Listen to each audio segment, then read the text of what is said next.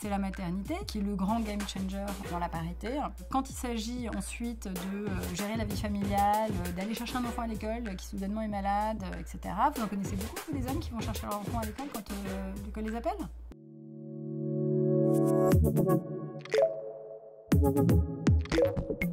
Bonjour, je suis Olivia Strigari, cofondatrice de Informel, le média d'actualité qui booste la carrière des femmes. Bienvenue sur Papillon Action.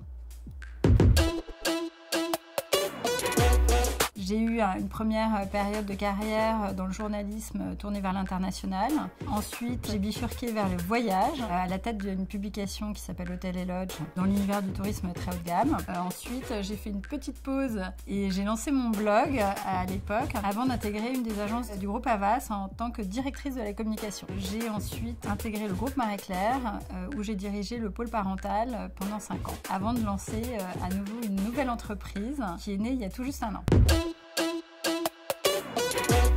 Alors cette entreprise, donc c'est la société Women to the Top, avec l'intention de mettre en lumière et de porter les carrières des femmes à travers un média qui se veut être un média économique et de management entièrement tourné vers les femmes. Et donc on voulait vraiment mettre au cœur de notre action la carrière des femmes. On a lancé pour cela un média qui s'appelle Informel, qui est à la fois aujourd'hui un média d'information, mais qui est aussi un média qui se voudra communautaire, et avec aussi en fin de parcours une intégration de partenaires pour pouvoir développer à la fois l'entrepreneuriat féminin et stimuler la carrière des femmes.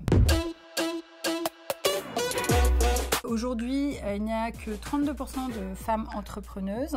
Par ailleurs, dans certains secteurs comme le digital et la tech, elles chutent à 10 et 6%. Dans le management, plus on monte les échelons, plus on monte dans la hiérarchie, moins il y a de femmes présentes. Et donc l'idée de mettre au cœur l'activité économique des femmes à travers leur carrière, leur travail, c'était pour nous un besoin qui était assez criant et qui parlait en fait à toute la société aujourd'hui.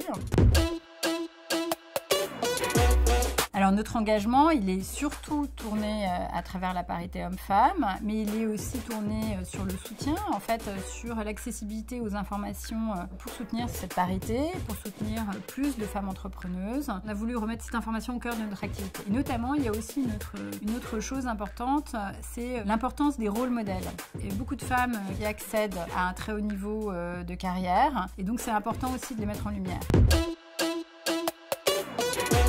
J'avais le sentiment de cette injustice portée aux femmes depuis toute petite, qu'en fait les femmes ne sont pas considérées à égalité avec les hommes, tout simplement. Ça commence à l'école, ça se poursuit à l'université, ça se poursuit pendant notre carrière. Alors j'ai eu la chance d'avoir des éditeurs qui m'ont fait confiance et qui m'ont quand même laissé accéder à des postes importants. Néanmoins, je vois bien autour de moi qu'il y a toujours cette considération que les femmes, en fait, sont toujours prises pour une minorité, alors qu'elles représentent la moitié de l'humanité. Il y avait une deuxième prise de considération, c'est que sur les réseaux sociaux, notamment, les femmes sont particulièrement attaquées. Beaucoup plus que les hommes. On les attaque sur leur physique, on les attaque sur leur prise de parole, et on les attaque systématiquement. Et c'est là où je me suis dit, bon, il faut vraiment que je change, il faut vraiment que je m'investisse moi-même en première ligne. Et c'est comme ça qu'est né Women to the Top.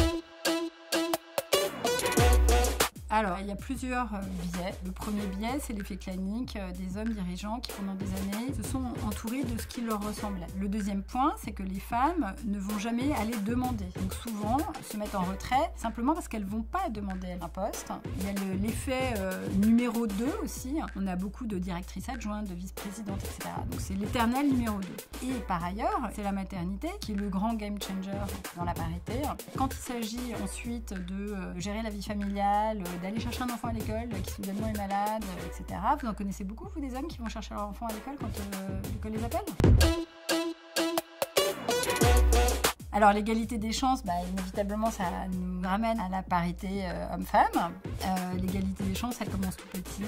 L'égalité des chances, elle est dans l'éducation, elle commence déjà à la maternelle. L'égalité des chances, elle commence là.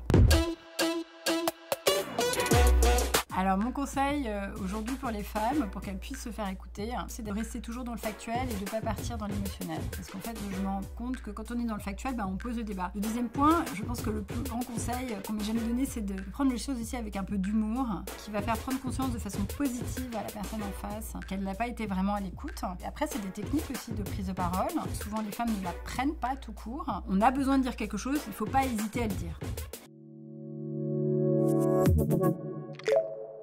Thank you.